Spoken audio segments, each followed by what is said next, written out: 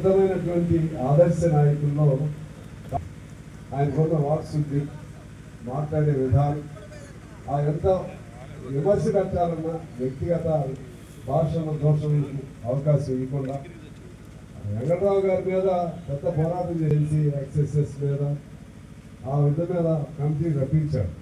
అయినా కూడా ఎప్పుడు ఉపన్యాసాలు చెప్పేటప్పుడు వెంకట్రావు గారని అంటారు తప్పితే అలాంటి చిన్నాళ్ళతో అయినా సరే ఎప్పుడు కూడా సాంసరా అనేవాడు కాదు.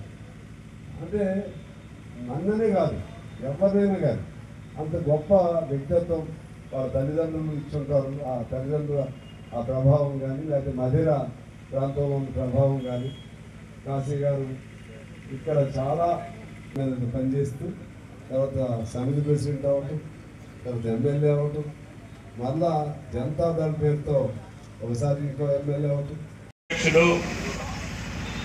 మిత్రులు గౌరవ శాసనసభ్యులు సాంబశివరావు గారు,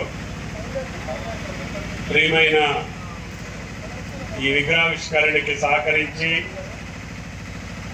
అటువంటి నీతి, నిజాయితీ, నిబద్ధత కలిగిన వ్యక్తులని ప్రోత్సహించడానికి ఆయన చిరకాల మిత్రులు, ఆయనతోటి చాలా సంవత్సరాలుగా రాజకీయ అనుబంధం కలిగినటువంటి పెద్దలు వనమ గారు, తాడూరి గారు, అదేవిధంగా రాఘవులు గారు, పాండురంగాచారి గారు, మిత్రులందరూ వాడి యొక్క అభిమానులందరికీ ధన్యవాదాలు.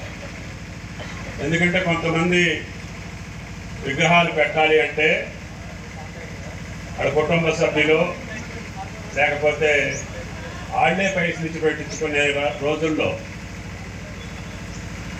ఆయన యొక్క వ్యక్తిత్వాన్ని అనుభవించినటువంటి, ఆస్వాదించినటువంటి, ఆరాధించినటువంటి ఆయన యొక్క ఆత్మీయులందరూ కలిసి విగ్రహావిష్కరణ కోసం చాలా రోజులుగా ప్రయత్నం చేస్తే వనమ గారి యొక్క పట్టుదలతోటి ఆయనకి సరైనటువంటి స్థలం, ఆయన సెక్షన్ ఆఫీసర్గా పనిచేసినటువంటి సమితి కార్యాలయం దగ్గర, ఆయన సమితి ప్రెసిడెంట్గా పనిచేసినటువంటి సమితి కార్యాలయం దగ్గర, కొత్తగూడెం నడిబొట్టున పట్టుబట్టి ప్రభుత్వ అధికారులు కాదన్నా వాళ్ళిద్దరి మధ్య ఉన్నటువంటి అనుబంధం, ఆత్మీయతకి అనుగుణంగా వనమ గారి పట్టుబట్టి కొబ్బరికాయ కొట్టి ఈరోజు ఆ మహానుభావుడి విగ్రహావిష్కరణకి అవకాశం ఇచ్చిన వనమ గారికి కూడా ప్రత్యేక ధన్యవాదాలు.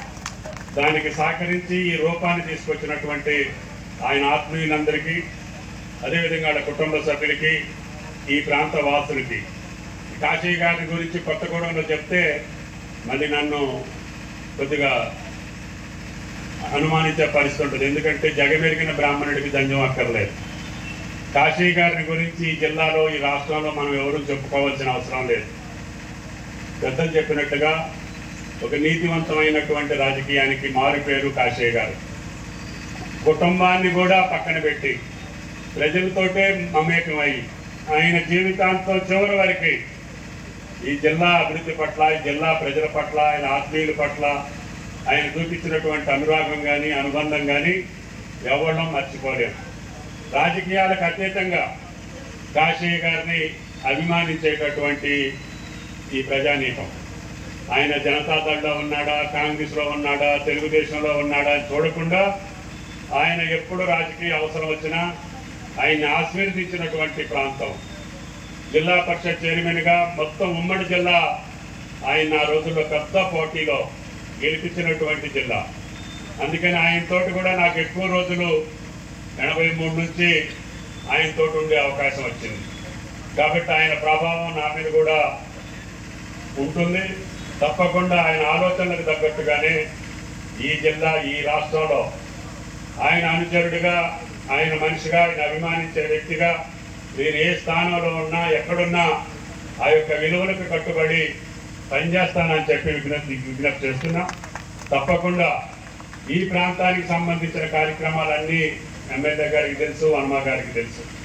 నేను ఏ పార్టీలో ఉన్నా ఆ స్థానంలో నాకు చేసే అవకాశం వచ్చినప్పుడు వనమ గారు చెప్పిన, ఆ సంబంధం వెంకట్రావు గారు చెప్పిన, కోనేరు గారు చెప్పిన, ఇప్పుడు సాంబశివరావు గారు చెప్పిన, నాకున్నటువంటి అవగాహన మేరకి కొత్తగూడెం జిల్లాలో కావాల్సినటువంటి అభివృద్ధి కార్యక్రమాలు తప్పకుండా మీతో సంప్రదించి అవి ఎక్కడుంటే ఏం బాగుంటుంది, ఎక్కడుంటే ఈ ప్రాంతం అభివృద్ధి జరుగుతుంది, ఎర్త్ సైన్సెస్ యూనివర్సిటీ ఎక్కడ ఉండాలి, కలెక్టరేట్ ఎక్కడ ఉండాలి, మెడికల్ కాలేజీ ఎక్కడ ఉండాలి, రేపు పోలీస్ కార్పొరేట్ ఎక్కడ ఉండాలి, ఎస్పీ ఆఫీస్ ఎక్కడ ఉండాలని చెప్పి ఇక్కడ ఉన్న ఎమ్మెల్యేలకు చెప్తా ఉన్నా.